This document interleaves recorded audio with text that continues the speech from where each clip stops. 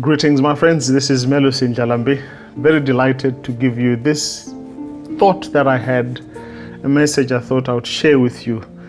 If you've had the privilege of traveling internationally, you have heard these statements: 10 minutes to landing. 10 minutes to landing. Now, in the past 22 or so years, I've had the privilege of traveling on business and holiday and mission. And I've traveled locally, regionally, and internationally. And I've been to different aircrafts, the big, the small, the jets, the propellers, you name it.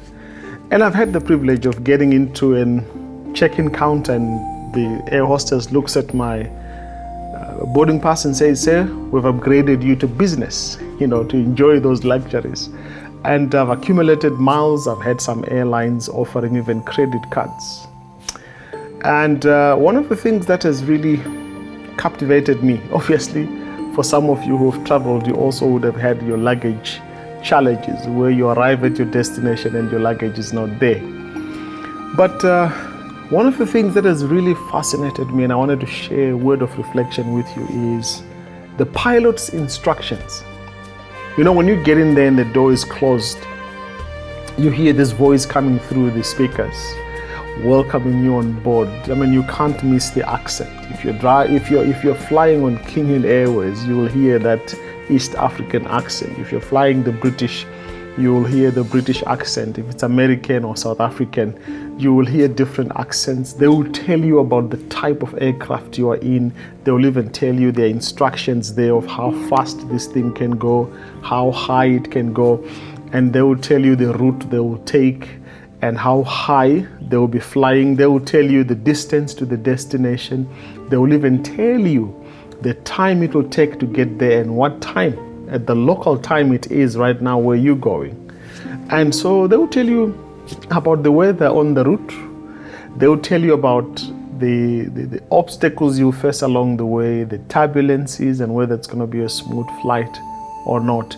They will even tell you things such as the weather throughout the journey. They'll tell you whether there'll be thunderstorms and what you need to do as you're flying around there. And they will delegate their crew to then give you that safety briefing, that security briefing. They stand on the aisles, they show you how to do your safety belt, they show you where the lights are should anything happen, they'll show you where the exits are and all of that. And you are really feeling you are informed and you're well aware of what's going to happen. And as the flight takes off, the same crew comes and they serve you meals. If you have pre-ordered your meal, I've always found it fascinating. They even know what seat number Mr. Ndhlalambi is sitting on. I've always had vegetarian meals whenever I travel. And so you'll be the first one to be served before everyone else is served. And you're sitting there with your plate and everyone is looking and is like, this guy has got a meal. And then afterwards, the rest of them will get their meals. And obviously, as part of the briefing, one of the things I noted is that everyone has got their own call button. And their small little light, should all the lights be switched off during those international trips and all the shutters are drawn, there is a small light that's yours.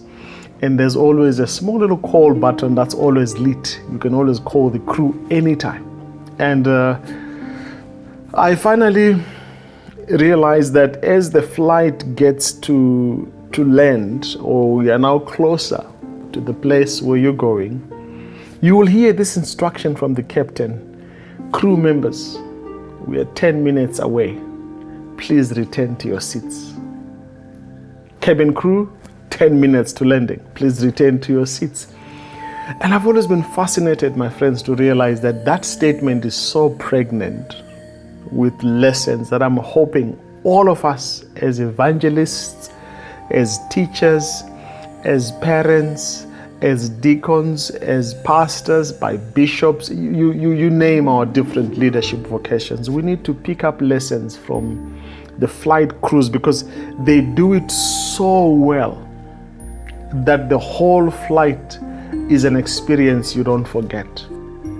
One of the things I definitely think we as Christian leaders and ministers need to do is that we need to teach our people very well. Inform them the truth about the journey they are taking. These guys check all their details and they tell you there's going to be turbulence, and for sure you will face turbulence. Let's stop lying to people that when you are saved, you are also saved from trouble. We need to tell them the truth about the journey they are taking. And one of the things we need to remember is that you are not the owner of the aircraft, you are just the pilot. So apply all the rules and do your work with efficiency and courtesy, because you are not the owner of the aircraft.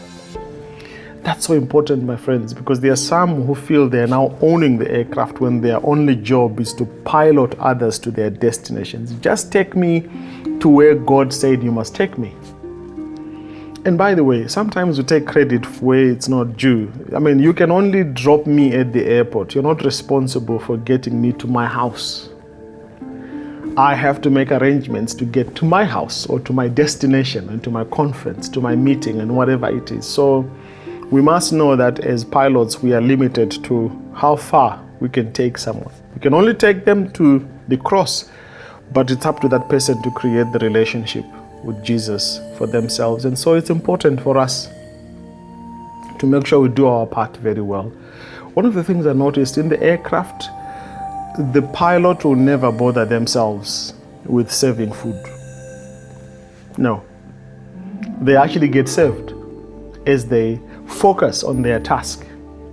How important it is for us to know our role and to stick to our lane in this journey to heaven. If you're the pilot, just do your work.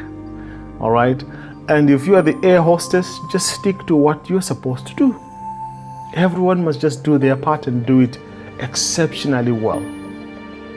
I mean, I've been to certain trips with pilots where you just hold on to your seat and you hope this thing will land, because you can see it's coming in too fast to landing. So one of the things I also think we should apply is that we must know our people and the passengers we have on board. We are only together for that short journey, friends. Afterwards, we all continue with our lives. Such is the story of mission and life in general. I'm only in your life for those 2, 3, 4, 5, maybe 10 hours. Afterwards, I'm on my way. So why don't you make that experience so memorable? Be courteous, be loving, and be humble, and create relationships. You never know, we might meet again on another flight. So I believe as Christian teachers and leaders, we should definitely make the most of the short span of life, that dash of life, from the date of your birth to the date of your death, from that departure to that arrival. Make this time a memorable experience for somebody. And please upgrade me if you can. If it is in your power to give me an upgrade, please do upgrade me. I would really appreciate it. It makes the life better. One of the things I've also noted, of course, is that once you take off and you're all in there, it doesn't matter how much turbulence you get, you can't get out. We are in this together. All right? It's either we fly together or we fall together. So friends, sometimes we make the worst of a worst situation by starting to blame somebody else and starting to create divisions. We are all in this aircraft together. Its arrival or its falling determines where you will end up and where I'll end up. So why don't we really make it? Why can't you just work together and make this work? Because we are in it together. Have you ever noticed also that as you fly, as they take off, normally they switch all the cabin lights off. And also during those long cross-Atlantic flights, they switch off the cabin lights and also ask all the shutters to be closed so that some can catch up on their sleep, because you're crossing time zones. And that is during that time when everything is dark, that you still have access to your own overboard panel to light your own space. And that should you need to call the crew, even in the dark, you've got that button you can press and they'll come to you. You see, friends, we might be in this journey together, in this aircraft to heaven together. But each one of us in times of darkness, when we are locked down and we are away from each other, you must remember, you still have the light in you, because Jesus says He's the light that lights all men that come into this world. So you can press on that light that God has given you, and you can press on that button to call for help or for assistance that you need.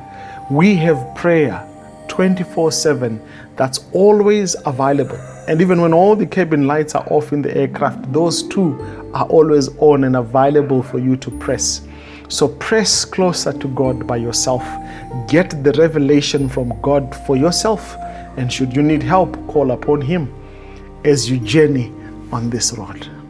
And so finally, my friends, I just want to say those words, 10 minutes to landing, are the words that prepare people for arrival. If you have been on this 10-hour journey across the Atlantic or the Indian Ocean and you hear we are beginning our descent, you can feel this thing slowing down. You can feel the wings opening up and catching a bit of wind, and you can see the tilt of the aeroplane that now we're going down. Friends, there are prophecies we have in the Bible that have been taught to us, just like the pilots have always been teaching us.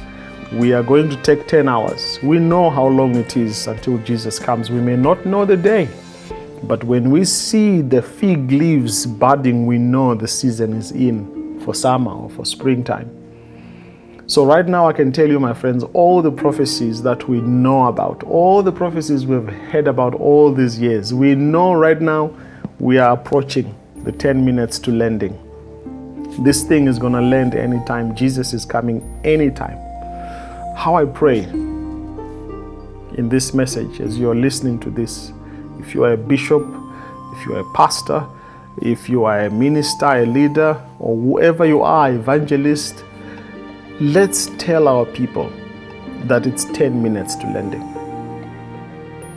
We must just go back to our seats and prepare for landing. So it doesn't matter you are the pilot. It doesn't matter you are the passenger. It doesn't matter you are the crew. Passenger, pilot, crew, doesn't matter. You all must buckle up for a safe landing. We need to prepare, my friends. We've been teaching and telling people that Jesus is coming, but right now, I feel He's at the door. And so I hope this message has encouraged you. We are just but about to land. Jesus is coming, and may you be blessed as you prepare and you take heed of the instruction. 10 minutes to landing. Jesus is about to come. God bless you, my friends, and remember to subscribe, to like, and to follow MelVee Broadcasting Network, a divine voice out of Africa. Amen.